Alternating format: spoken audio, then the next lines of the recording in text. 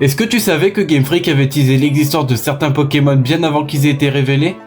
En effet, si vous vous rendez à la bibliothèque de Joliberge dans la 4ème génération et que vous allez au dernier étage, vous pouvez tomber sur un livre qui raconte l'histoire d'un Pokémon qui vivait en forêt et qui retirait son pelage pour s'endormir sous sa forme humaine et qui à son réveil, enfilait de nouveau son pelage du Pokémon pour reporter les villages. C'est exactement la description de Zoroark en 5ème génération. Mais ce n'est pas tout. Si vous vous rendez à la sortie de la grotte en première génération et que vous parlez à cette dresseuse, elle vous dira que les Pokémon de la montagne sont trop trapus et qu'il en faudrait des roses en forme de jolies fleurs. Ça ne vous fait pas penser à quelqu'un? Exactement, Munna, un autre Pokémon de la 5ème génération. Mais Game Freak ne sont pas les seuls à avoir teasé des futurs Pokémon.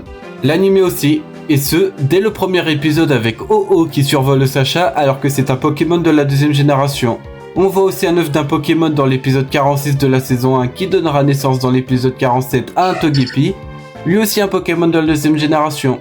Et un dernier pour la route, dans le générique de la saison 8 intitulé Je suis invincible, si on fait bien attention, on voit passer à toute vitesse un Jimore, Pokémon de la 4ème génération.